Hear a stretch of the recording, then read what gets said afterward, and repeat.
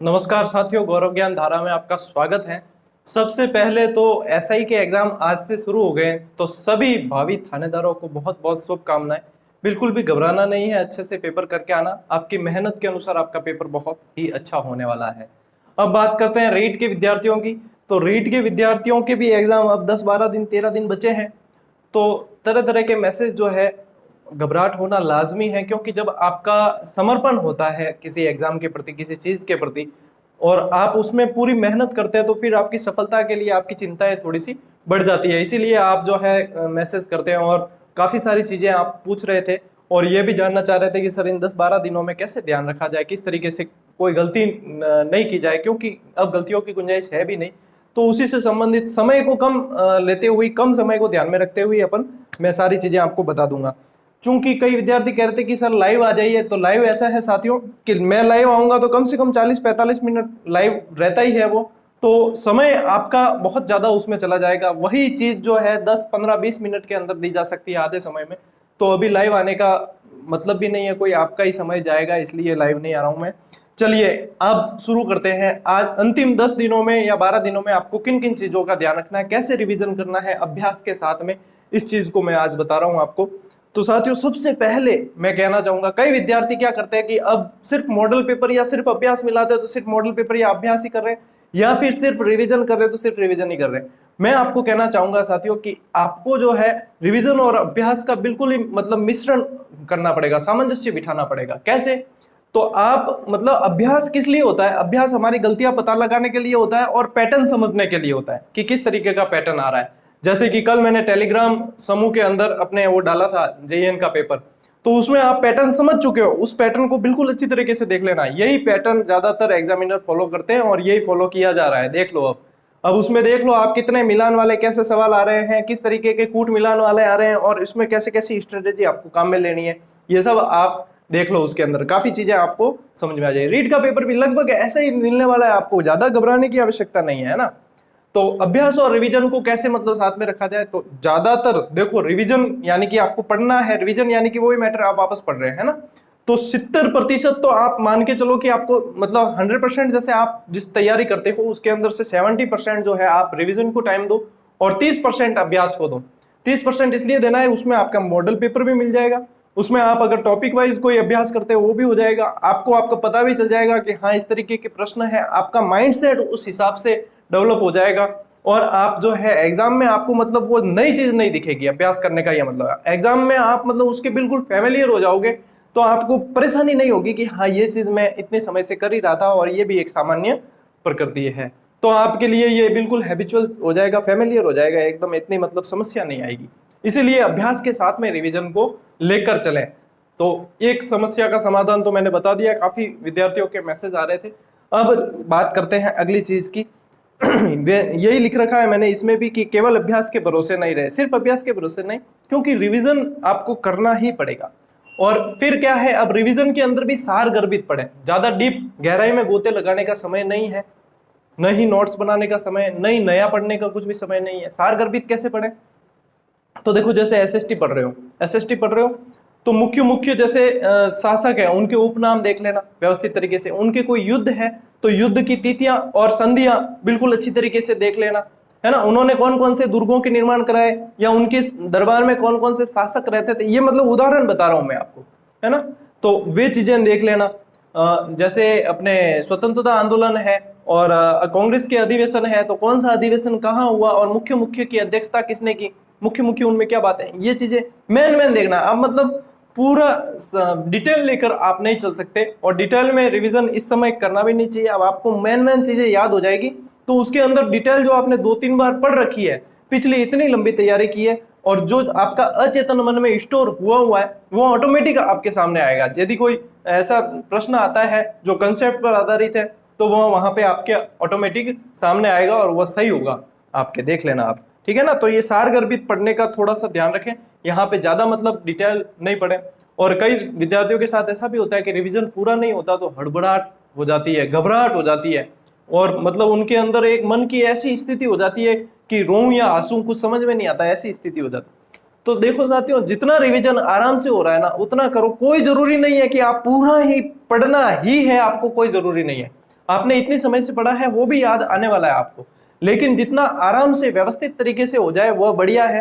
हड़बड़ाहट के अंदर आपको नहीं पढ़ना है कि मेरा इतना रह गया बाकी रह गया, और घबराहट, और इसमें क्या होगा कि तनाव और दबाव बढ़ेगा, और आपके जो पेपर अच्छा होने वाला है वह भी वहां पे जाके उसमें प्रॉब्लम हो जाएगी। तो इसलिए बिल्कुल ही तनाव नहीं ले, जितना आराम से हो रहा है व्यवस्थित। यहाँ पे अब ये जो 10-12 दिन 15 दिन है ना, ये मतलब टेंशन लेने के नहीं है। हालांकि चिंता स्वाभाविक है, होती है, मैं समझता हूँ इस चीज को, लेकिन कोशिश करें कि जितना रिलैक्स रह सके, आराम से, कोई चिंता नहीं, बिल्कुल भय बिना दो, आराम से अच्छा होगा पेपर, ऐसा मान के दो, है ना। नया नहीं पढ़े, पुराने मुख्य बिंदु पढ़ ले, ये चीज मैं बता चुका हूं आपको। नया बिल्कुल भी नहीं पढ़ना है, न तो नई किताबें लेनी, क्योंकि अब जो है कई चीजें आएगी, जिसको आप क्या बोलते हो उसको, कई मैराथन क्लासेस भी आएगी और कई रिवीजन सेट आते हैं। तो ये सारी चीजें जो है, नया मतलब तब पढ़ना चाहिए जब तक पढ़ सकते हैं जब आपके पास में पर्याप्त समय है, 4-5 महीने का है। रिवीजन सेट भी जैसे आप 2 महीने पहले, 1.5 महीने पहले ले लेते हो, तो वह आपके लिए सही काम करेगा, क्योंकि उसको 1 से 2 बार आप देख सकते हो।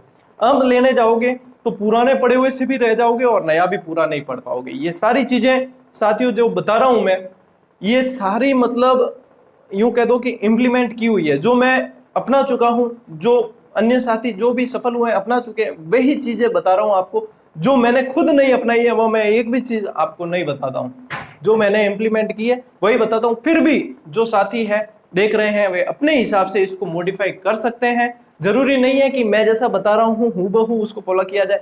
हो सकता है कि 100 में से 5 लड़कों की व्यक्तिगत विभिन्नता अलग हो, और उनको मतलब कुछ ऐसी चीज हो जाए कि सर आपने तो ये बताया था इसलिए हमने, ऐसा नहीं है साथियों। मैं आपको एक मार्गदर्शन करने के लिए आया हूँ, इसको मतलब मानते हुए आप अपने हिसाब से मॉडिफाई करके इसको अपनाएं, और इसे अपनाएं या ना अपनाएं इसका निर्णय भी आपके ऊपर ही है। आपकी सहूलियत के लिए बताया जा रहा है, लेकिन आपके ऊपर है कि इसको कैसे अपनाना है और कितना अपनाना है। अब जो साथियों के मैसेज आ रहे थे आप सभी के कि सर एक सब्जेक्ट लेकर पढ़ें अब, या 2-3 सब्जेक्ट, या सभी सब्जेक्ट साथ साथ में। देखो साथियों, जब स्टार्ट में तैयारी की जाती है ना शुरू से, तब तो हम 2-3 मतलब सारे सब्जेक्ट को जो है समान समय देकर पढ़ते हैं। फिर 2-3 बार पढ़ चुके, फिर रिवीजन का दौर जब चलता है तो एक सब्जेक्ट जैसे उठा लिया हमने, तो उसमें हम क्या करते हैं कि एक सब्जेक्ट जितना जल्दी फटाफट रिवीजन हो जाए, क्योंकि उसके प्रति इंटरेस्ट भी बना होता है और वह लय भी बनी होती है, तो वो फटाफट से रिवीजन हो जाता है एक सब्जेक्ट पढ़ के दूसरा। अब जो लास्ट 8-10 दिन बचते हैं, तो इसमें हमें क्या करना चाहिए। अब एक बार काफी साथी होंगे जिनका 2-3 बार रिवीजन हो गया होगा, जिनकी तैयारी अच्छी है ना, तो उन्हें क्या करना है यहाँ पर कि अब आपके देखो रिवीजन काफी हो भी चुका है, तो अब आप यहाँ पे जो है, क्योंकि आपका वो माइंडसेट जो है आपके इस मस्तिष्क के संतुष्टि के लिए आपको यहाँ पे 2 से 3 सब्जेक्ट भी आप पढ़ सकते हो। इसमें क्या करना है, 3-3 4-4 घंटों के टाइम में बांट लीजिए आप, और 3-3 4-4 घंटों में 2-3 सब्जेक्ट ले लीजिए, ज्यादा नहीं, कम भी नहीं और ज्यादा भी नहीं, 2-3 सब्जेक्ट, 2 या 3 सब्जेक्ट ले लो और उसको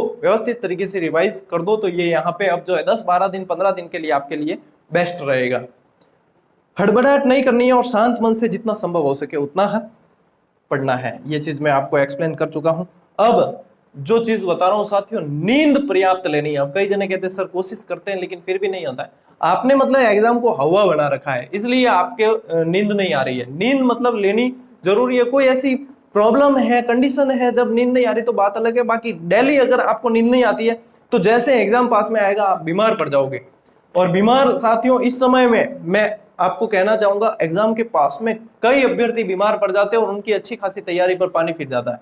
इस समय आपको अपने आप को सेफ रखना है, आसपास के माहौल से भी। बीमारियों का अभी ये सीजन चल रही है, आसपास के माहौल से, मच्छरों से वगैरह जैसे भी प्रोटेक्ट कर सको करना, अपने आप को सेफ रखना, अपने आप को बीमार होने से आपको बचाना है। तभी आप स्वस्थ रहोगे, तभी आप वहां पे बिल्कुल अच्छे से परफॉर्म कर पाओगे। तो इसके लिए आपको पर्याप्त नींद लेने की आवश्यकता पूरी है और पर्याप्त पानी पीने की आवश्यकता है, जिससे आपकी इम्यूनिटी बनी रहे। तो इस बात का विशेष ध्यान रखें कि आपको नींद पर्याप्त लेनी और अपने आप को स्वस्थ रखना है एग्जाम तक कैसे भी करके, है ना। अब बात करते हैं, कई साथी जो ऐसे मैसेज करते हैं, ये बच्चों वाले मैसेज है। मैं हकीकत कहूंगा ये बच्चों वाले मैसेज है। आप भावी अध्यापक बनने जा रहे हो और आप मतलब छात्राध्यापक तो हो ही हो। कैसे सवाल कि सर वैक्सीन लगानी जरूरी है क्या, वैक्सीन बिना हमें एग्जाम नहीं देने देंगे। तो मेरे साथी कोई कह रहा था, मेरे फलाना कोई कह रहा, अरे क्या मतलब यार, आप अपने मतलब दिमाग को काम में लो ना। और प्रवेश पत्र कब आएंगे, बहुत सारे मैसेज आते हैं, अब किस किस का रिप्लाई दिया जाए। देखो मैं बताता हूँ आपको, वैक्सीन लगानी है क्या, ये एक तो ये प्रवेश पत्र कब आएंगे सर, अभी तक प्रवेश पत्र नहीं आए, किसी ने बोला था 10 तारीख को आ जाएंगे, किसी ने बोला था ऐसे। एग्जाम हॉल में घड़ी होगी या नहीं होगी, हालांकि ये चिंता वाला प्रश्न सही है। देखो एग्जाम हॉल की घड़ी का मैं बता दूं, एग्जाम हॉल में वैसे घड़ी की व्यवस्था की जाती है, लेकिन कई प्राइवेट स्कूल वगैरह जो है एग्जाम हॉल में घड़ी की व्यवस्था नहीं करती है। तो ऐसे में क्या करना है, ऐसे में आपको वहां पे देखते ही पहले शिक्षक से बात करनी है कि सर एग्जाम हॉल में घड़ी नहीं है, हम हमारा टाइम मैनेजमेंट कैसे करेंगे, हमारे जब एग्जाम होता है तो हम इतना नहीं कर पाते हैं। शिक्षक यदि व्यवस्था करवा देता है, शिक्षक भी व्यवस्था नहीं करता है, तो एक बार केंद्राधीक्षक से मिल लीजिए कि केंद्राधीक्षक से कह दीजिए कि ये चीज नहीं है, इससे हमारे जो है ये डिस्टर्ब होगा। फिर भी व्यवस्था यदि स्कूल में ही नहीं है और वो व्यवस्था नहीं कर पाते हैं, तब शिक्षक को आप पाबंद करें और कहें उनसे कि आप जो है, हम जितनी भी बार आपको समय पूछेंगे आपको बताना पड़ेगा, ठीक है ना। और एक साथी ने ये मैसेज किया था कि जब कक्षा मतलब दो शिक्षक आते हैं तो वे आपस में बात करने लग जाते हैं और जिससे हम डिस्टर्ब होते हैं। देखो ये आपका पूर्ण अधिकार है कि आप उनको टोक सकते हो, आप उनको, यदि आपका डिस्टर्ब किसी भी चीज से होता है, डिस्टर्बेंस, क्योंकि ये आपकी जिंदगी का सवाल है, डिस्टर्बेंस किसी भी चीज से होता है, मैंने खुद ने 2-3 एग्जाम में टोका हुआ है इन्हें, तो डिस्टर्बेंस होता है, आप उनको स्पष्ट कह दीजिए आपको बात करनी है, आप क्लासरूम से बाहर जाके बात कीजिए, हमारी जो है साल भर की मेहनत है और हम इसके साथ में कोई समझौता नहीं कर सकते, हमारा एग्जाम चल रहा है, जितने आपको शांत रहना पड़ेगा। तो वे बिल्कुल समझेंगे इस बात को, वे तो डरते हैं कि यार हंगामा हो जाएगा कहीं, है ना। और वो क्या है कि टाइम पास 3 घंटे 2.5 घंटे कैसे किया जाए आपस में बताने लग जाते हैं, तो इस चीज को उन्हें आप वार्न कर दो, है ना। अब कुछ साथी कह रहे सर कपड़े कैसे पहन के जाए, हाफ पाँव की शर्ट पहन के जाए या कैसे जाए। देखो ये सारे इंस्ट्रक्शन आपके प्रवेश पत्र में लिखे हुए आएंगे, पहली बात, ठीक है ना। इसके अलावा भी कोशिश करें बड़े बटन वाले नहीं पहन के जाए, कोशिश करें हाफ हो तो हाफ पहन के जाओ, क्यों समस्या लेनी किसी से, मतलब इतनी तैयारी की है तो क्यों फालतू किसी चीज के कारण अपने मन में शंका रखनी। तो ये सारी चीजें भी उसमें लिखी आएगी। और कई साथी कह रहे सर बस में फ्री यात्रा नहीं करने दी, तो बस में देखो सब जगह वो हो रखा है, लेकिन बसों में कल देखने को मिला ऐसे कि परीक्षा में भीड़ भी बहुत है, हालांकि अतिरिक्त बसें भी लगाई गई। तो अपने जान को जोखिम में मत डालना, व्यवस्थित तरीके से जैसे भी हो सके कोशिश करना एक दिन पहले ही वहां पहुंच जाए आप, ताकि वहां पे जाके आप मतलब आपके मन में ये संतुष्टि हो जाएगी कि हम सेंटर के आसपास पहुंच चुके हैं, अब हमें किसी भी तरह के व्हीकल से संबंधित कोई परेशानी नहीं होगी। और जिसकी तैयारी अच्छी होती है उसे एक दिन पहले पहुंच जाना चाहिए। थोड़ा सा रुकने का खर्चा होता है मैं मानता हूँ, लेकिन इतनी लंबी मेहनत है आपकी, तो इसके प्रति आप कोई रिस्क लेना भी नहीं चाहेंगे, मैं समझता हूँ। तो ये सारी चीजें, ये बच्चों वाले सवाल हैं, ये ऐसे सवाल मत पूछा करें, और ये सारे सवाल आपके पढ़ाई में विचलन पैदा करते हैं, बाकी कुछ भी नहीं है। जैसे जैसे समय आएगा सभी चीजें आपको ऑटोमेटिक पता चलेगी, है ना। तो ये चीज मतलब आप इसमें पढ़ के और अपना समय क्यों गवाते हो, इससे अच्छा तो 2 सवाल पढ़ लिया करो ज्यादा। और अफवाहों से बचना है साथियों, अफवाहों से ऐसे बचना है, जैसे जैसे देखो एग्जाम पास में आएगा ना, वैसे वैसे अफवाहें, जैसे आप मंजिल के पास पहुंचते हो बाधाएं बढ़ती है, तो ये अफवाहें एक तरह की बाधाएं, अफवाहों का बाजार गर्म होगा, कोई कहेगा कोर्ट में केस लगा हुआ उसकी सुनवाई हो रही है रिट रुकेगी, कोई कह रहा है ऐसे होगा, कोई कह रहा है ऐसे होगा। ये सारी अफवाहें हैं और निराधार बातें हैं, आपको इनकी तरफ बिल्कुल भी ध्यान नहीं देना है, आपको सिर्फ अपनी पढ़ाई की तरफ ध्यान देना है। जो भी बातें हो रही है, जो होना है हो जाएगा। अब देखो एसआई का एग्जाम भी आज शुरू हो चुका है, तो किसी भी बात की तरफ ध्यान नहीं देना, अफवाहों की तरफ सिर्फ और सिर्फ आपको आपके लक्ष्य पर फोकस करना है। और अंतिम बात ये कहना चाहूंगा कि आत्मविश्वास बना के रखें, आपने बहुत अच्छे से किताबें पढ़ी है और वे सारी की सारी आपके साथ वहां पे सहयोग करेगी, किसी भी तरह की नकारात्मकता नहीं आने दे, बिल्कुल आप कर सकते हो, ये आपको खुद को पता है और आपसे बेहतर कोई नहीं कर सकता, आपसे बेहतर किसी ने नहीं पढ़ा है, ये आप मान के चलिए, तो आपका सिलेक्शन पक्का होगा। अब जो इन सब बातों में और जितनी मतलब पावरफुल रणनीति और मजबूत रणनीति के साथ में कार्य कर रहा है, जिसने बहुत अच्छी तरीके से पढ़ा है, जिसने समय दिया है इस चीज को, उसकी सफलता निश्चित है। बाकी किसी ने समय कम दिया है, जैसे कोर्स एक बार ही कवर नहीं हुआ और बिल्कुल ही चाहते हैं, तो ये तो मतलब एक तरह की किस्मत साथ दे और चमत्कार हो तो हो जाए सिलेक्शन। बाकी आपको और प्रयास भी करने पड़ेंगे, आगे सेकंड ग्रेड आ रही है, फर्स्ट ग्रेड आ रही है, तो उनमें भी प्रयास करें। बाकी मेरे माताजी क्या करते हैं, मदर कहते हैं कि जो नए दिन होते हैं ना, नए दिन या कोई जो अच्छा जिसके प्रति अपना अच्छा होता है, जिसके प्रति कि हाँ ये काम अच्छा होगा, तो वे दिन भारी होते हैं, वे कहा करते हैं। तो ये दिन भी आपके जैसे जैसे एग्जाम पास में आ रहा है, ये दिन भारी होते हैं, इसीलिए मैं कह रहा हूँ अपने आप को सेफ रखें, अपने आप को स्वस्थ रखें, जितना आप संभाल पाएंगे अपने आप को स्वस्थ रखेंगे उतना ही आपके पेपर अच्छा होगा। बाकी बातों में नहीं आना है आपको, और नई कोई भी टेस्ट सीरीज ज्वाइन मत करना, ये बात कहना चाहूंगा मैं। टेस्ट सीरीज, अब टेस्ट सीरीज भी चलेगी, मैराथन क्लासेस भी चलेगी 10-10 घंटे की।